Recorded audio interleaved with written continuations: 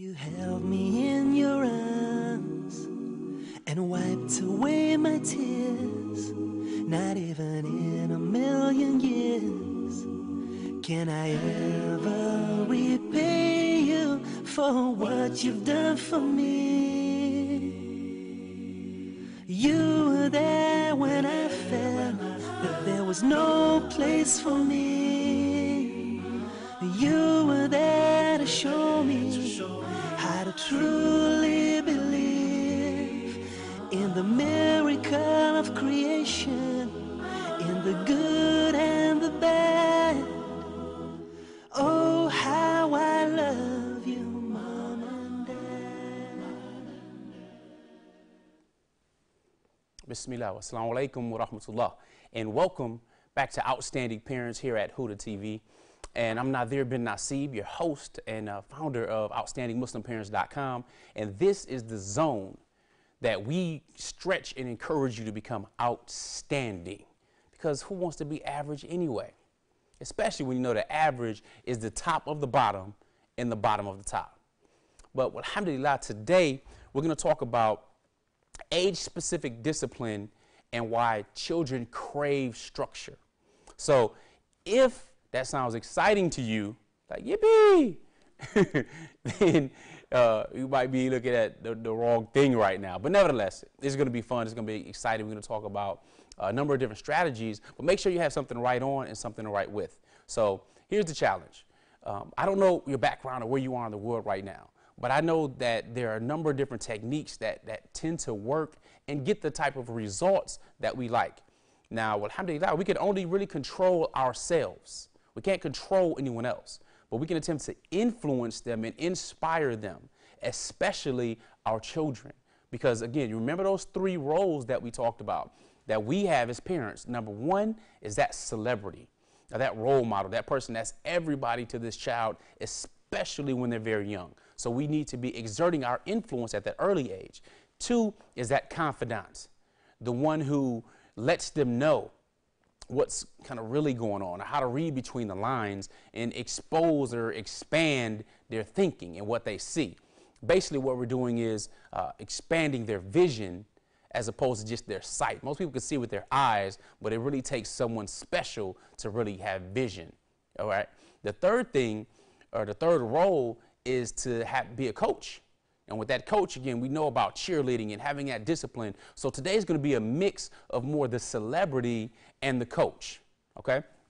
Now, what I mean by age-specific discipline. Now, keep in mind that discipline must be differentiated between punishment. So you have discipline and you have punishment. Now, I know sometimes the words get intermingled or mixed, but they do have distinct meanings. And punishment can fit in there with discipline somewhere. However, it's best to keep them separate because discipline can really be described as the Muslim specialty. Discipline. So before I heard about it and knew anything about Islam, I knew that Muslims were disciplined. I saw Malcolm X and stuff like that. I was like, you know, Muslims are really disciplined. They have to get up early and think about it, right? Muslims are disciplined. We have discipline formed in our deen. We have to get up. We have to offer salah, and Salatul Fajr comes in at dawn. Salatul Isha comes in at night. You know, we have to offer salat 5 times a day, and it's best to do them on time. It takes discipline, doesn't it?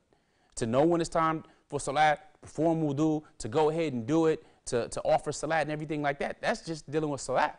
What about siyam or fasting during Ramadan? You know, that takes another form of discipline, doesn't it? Yep, there are rules, there are regulations that we must follow. And, you know, when we can break the fast or if we're traveling and stuff like that. But you know what? That is discipline. Discipline is a specialty for Muslims, to restrict ourselves from certain things, to lower our gaze and to be disciplined in obedience to Allah subhanahu wa ta'ala, looking for the ultimate reward. Okay, so discipline is a part of our deen and really a part of our nature, if you will, as human beings. You can't just do anything you want to do.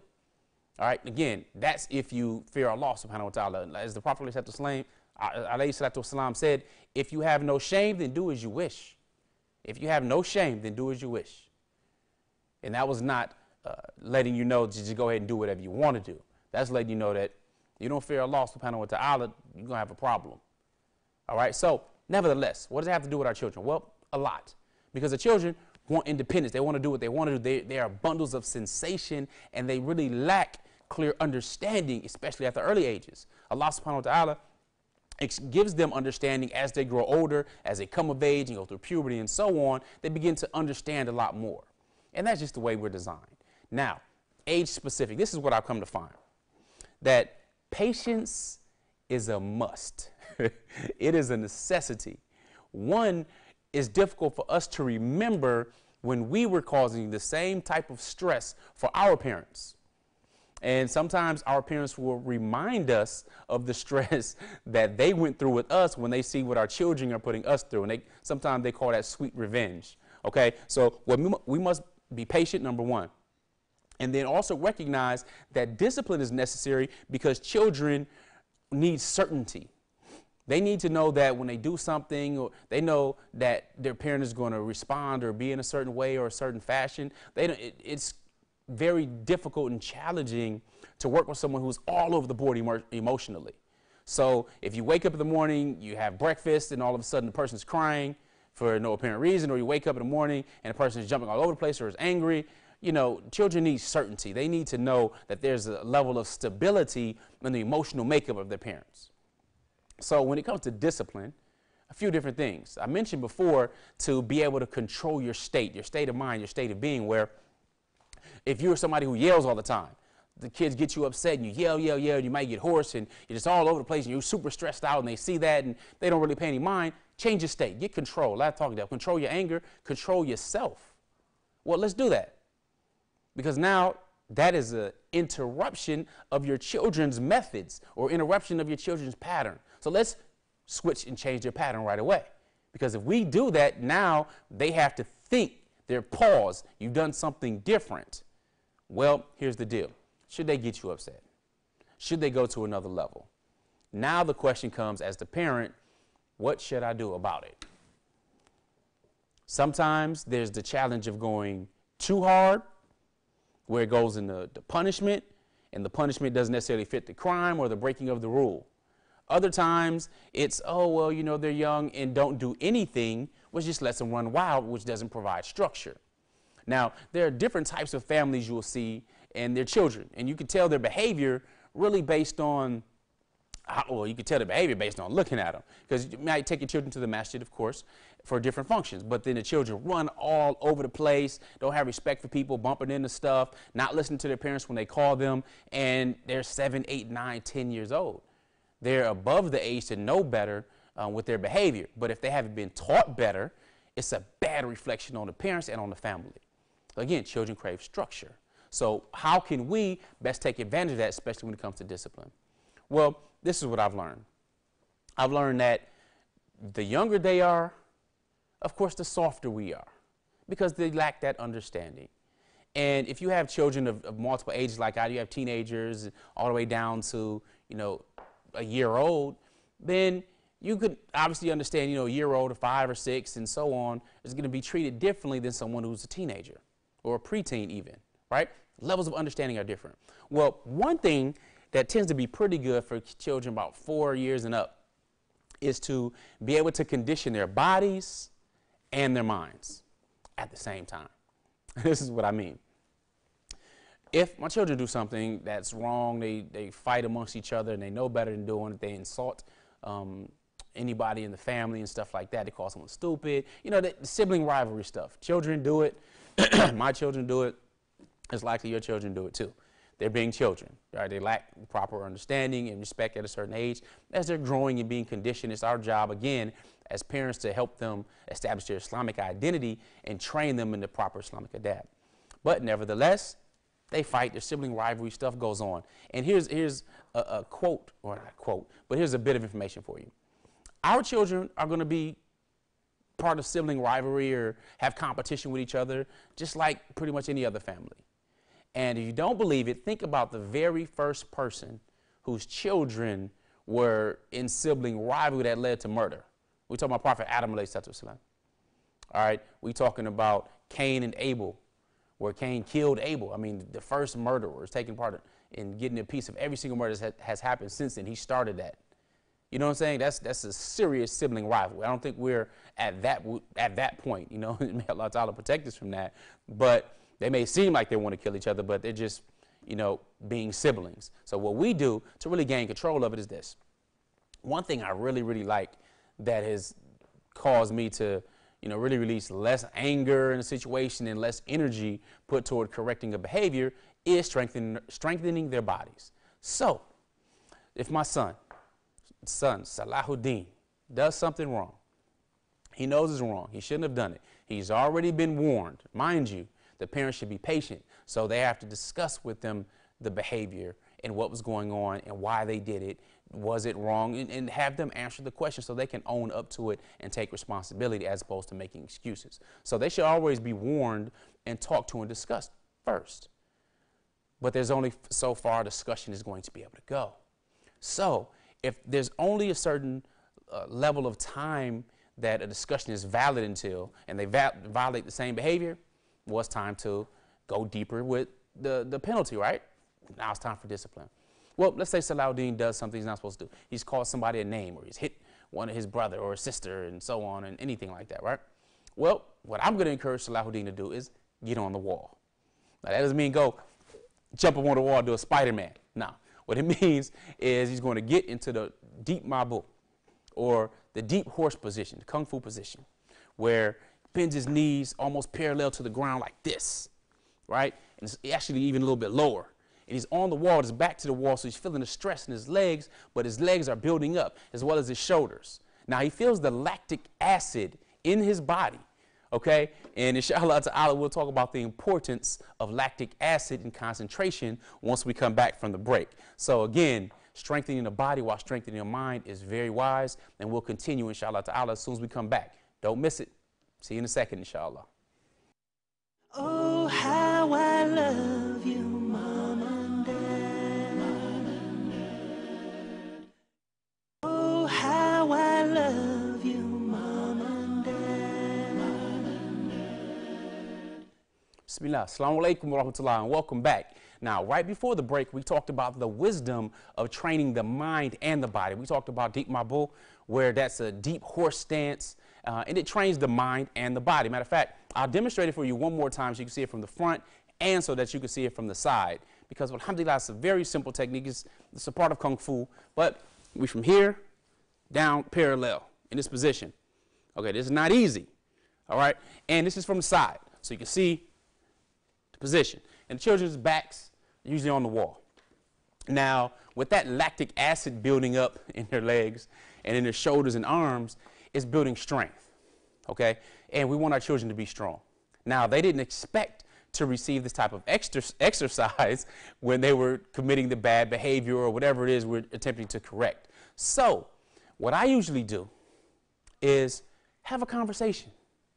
Because when your body is going through this type of strengthening, the lactic acid is building up and they're feeling it in their bodies, and it helps them to concentrate now mentally because they want to stay still.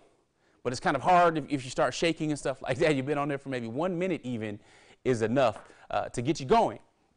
So we have a conversation about the behavior, and we're having a conversation about concentration and thinking before they do something like this. That type of thing, well, alhamdulillah, has proven very effective for my family. So effective that when two of my daughters that tend to get into it more than anyone else in the house, when they argue, they're in that position, I might have them hold something, hold some books or hold something, hold it over their head, talk to each other, talk it out. Okay, they apologize to each other in that position. And when you first do it, it may be hilarious. Okay, but well, alhamdulillah, it doesn't necessarily matter whether or not it's hilarious. The thing that matters is that it's effective. Okay, so you also get to notice which children are getting stronger through the process because they can last longer on the wall, if you will, without falling or without going down and stuff like that. So that's one of the positions. The other position that I also suggest and have my children do are put in push-up position or plank.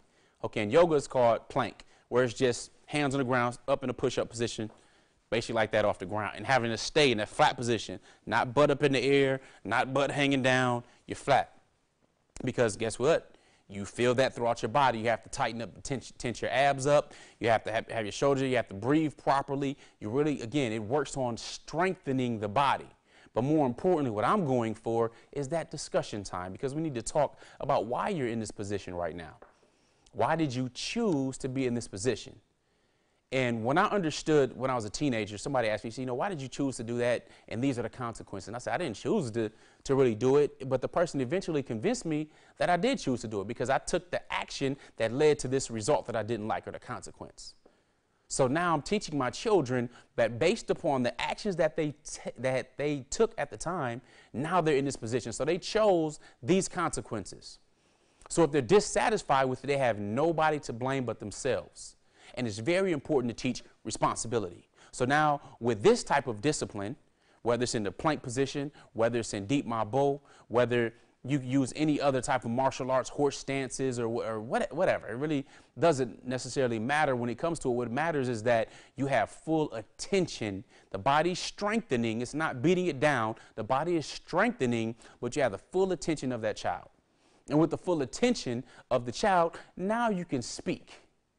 They can't focus on other things. They're trying to come with different conniving types of lies, because, alhamdulillah, one of the benefits is that it is hard for you to tell a lie when your body is in these different types of positions. For example, if you're going, there's been numerous studies done when it comes to touch and when it comes to the body. And one of the studies, I'm going to talk about two, but one of the studies talked about having your arms up. So you have your arms up and your eyes closed, and someone asks you a question and you're told to, give a different answer than what the truth is, right, for the study. So what happens is that a person will come and they will hold their arm and they will ask a question. So their arms will be up. The person would basically tap with 2 fingers their arm. And if they're not telling the truth, the arm is going to go down. The body's going to weaken when it tells a lie. SubhanAllah, the body weakens. Okay? When they tell the truth, they'll stay firm on the truth. However, when they lie, arms go down. Interesting study. Another study talked about the power of touch, where this was like, I think in the 80s, if I'm not mistaken, but there used to be telephones and phone booths all over the place prior to the birth of the cellular phone or the mobile phone. So people have to go and put change in a phone, telephone, a pay phone is what it was called. So what they did was they put maybe like $2 of change inside a payphone, because people would habitually just check to see if there's some change left in a payphone slot. I forget what it's called, but I used to do it when I was younger as well. I used to just check, and sometimes you might find a quarter or 2 or whatever. You find some cash in there. Well, what they did is they put about $2 in there. They monitored different phone booths, and they saw some individuals, and they checked it. And they went ahead and took the money, put it in their pockets. Then they approached them and they just asked them, hey, did you notice was there any money left in that phone booth? Now, interestingly enough, 90% of people that were just simply asked the question if there was money left in the phone booth said no. They lied. Okay? Then there's about 10% that said, yeah, there was, and they gave the money back. Here's the interesting part of the study. The same setup was there. The only difference is, instead of just asking them the question whether or not there was some money there, they went up to the individual and they just kind of put their hand on their arm. And as they put their hand on their arm and said, was there any money found in the phone booth? 97% of the individuals said yes and turned over the money to the people. So it's amazing how our bodies are already wired for the truth. Okay? So we can get the truth out of our children during this time that they're stressed, when they have lactic acid going through their body and going to their muscles and stuff like that. And I'm laughing, I'm giggling because it's funny, because it doesn't matter if your child is a teenager or if they're young. It doesn't matter. If I got in a deep mabo for a couple of minutes right here, I would begin to sweat and my lactic acid will kick in. That's just how we are. Okay, so I'm giggling because it's very effective. It tends to be a lot more effective than going and getting a belt right away and whooping and so on and so forth when the charge or the violation isn't that severe. So just want to let you know, age-specific discipline, something like that works well across all ages. Of course, depending on the violation or the rule that was broken or the level of behavior, what happened may cause for more serious measures to be taken. But I wanted to just mention that because that doesn't take much time and effort from you as an adult. It takes discipline on your part to go ahead and make sure it's done properly, to speak with them, to help them understand the lesson and take responsibility, and to get and gain agreement that they won't do that behavior again unless they choose to be in this position again. And they likely will choose because they're children, they're being trained and they're learning, and we forget and we go back to it. However, you know, you're teaching at the same time, you're strengthening their bodies. So, alhamdulillah, I'm telling you, that is a very, very effective thing. If you haven't tried it, try it. And let's see what happens. Now, I want to talk also about structure when it comes to chores. Now, first off, bedtimes are a necessity. When it's time to go to sleep, it needs to be time to go to sleep. Children don't know what's the best. They don't have the proper understanding. So to not have a specific bedtime is not good for them. They're not going to be able to get up early on time, have the proper energy it takes, and there's no need for them to be up late. What's the purpose, right? So you're going to get up later and offer salat. Now I'm talking about preteens and young teenagers, okay? So let's talk about chores. Well, I suggested that maybe 3 years old, you start the rotation of chores, making it fun, making it a game, making it a family activity. Saying, you know, if you just have one child and you're doing dishes and, you know, father's cutting the grass and or so on or mowing the lawn, then, hey, the child can go and get the different trash bins from around the home, bring them to one major trash bin, put it in that, feel good about themselves, right? Get praise, get a high five. If you have more than one, you make it a game again. You know, have them race to do it, or you have one do the trash bins and someone else has to wipe down the sinks. Okay, so the easier that you make it to be fun, the easier you can replace yourself. Now, I'm a strong believer in that chores should first be replacing the mother. The mother has some of the heaviest responsibility out there. So when it comes to I'm speaking stereotypically because I know that dynamics of families, usually a lot of the weight lies on the mother. It can be the father, but that's the minority, okay? So not, you know, if you're the father and you're busting it and you're getting it done, alhamdulillah, that's great. That's just not how it normally is across the board. So if you're the mother, these people should be replacing you. Meaning if you're already going and you're washing the dishes a lot, well, as soon as you get somebody of dishwashing age, which means you have to train them. Now, of course, the first time they wash dishes is going to be the worst for them. So the first time is going to be the worst time. However, they should be able to replace you. Now, I've seen children as young as 4 or 5 years old begin to wash dishes and dry them off, put stuff up, and so on. Well, if that's the case, I like that the wife or the mother tends to get relief. I don't like to see my wife washing dishes. There's no need for her to wash dishes, and we have a gang of dishwashers in the house. Okay, they're all qualified to wash dishes, but sometimes she does it out of habit. But I talked about my children about, hey, why is women washing dishes? There's no need for her to wash the dishes. Okay, so the chore should be replacing and making the job easier for the mother. The mother shouldn't still be doing your laundry. You're a teenager, mother's doing your laundry. Matter of fact, as a teenager, you can be doing the entire house's laundry and setting that system up. You should be doing it. Okay, there are costs to living in the house and being part of that family, being part of that team. And when you are of age enough to assist, which again, I suggest starts at 3 or 4 years old, become part of that family culture, is now you have a house that works together. You praying together, you recharge yourselves after salat, you working together, you getting rewards. Well, alhamdulillah. It should be no reason if a mother of 6 or 5 or 4 or 3 even has teenagers and preteens, but is washing all the dishes and cooking all the food and doing all the laundry. No. We have to lighten that load up for mom. She's more than a mom and has other parts of her life, right? So it's important that we establish the chores in that structure because that also teaches them how to be independent once they do leave the house, because eventually they will leave the house. We don't want to be parents that just put all of our lives into our children, don't have other things going on in our life, and now the children go out and they can't function. They don't know how to wash dish or prepare some food or keep their clothes clean. No, we don't want to enable our children to be dysfunctional, okay? So we want to make sure we put a program in place early, give them the little things they can do and can be proud of that is within their reach, and show them how to do it.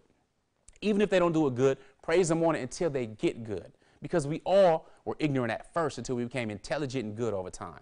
So with that, well, alhamdulillah, we want to make sure that you go to outstandingmuslimparents.com/structure to get the worksheet that goes with today's episode and get some different ideas when it comes to chores and really engaging your family and building that structure and learning some good discipline tips as well. So jazakumullahu khair. Make sure outstandingmuslimparents.com/structure. We appreciate you being here. Remember, a wish changes nothing, but a decision changes everything. Assalamu alaikum wa rahmatullah. Nadir bin Nasib signing off. While my world was crumbling down and you tried your best to shelter me from the coming of the storm, you opened my eyes to see that all hope was not gone. You held me in your arms and wiped away my tears. Not even in a million years can I ever repay you for what you've done for me. You were there when I felt that there was no place for me. You were there to show me how to truly believe in the miracle of creation, in the good and the bad.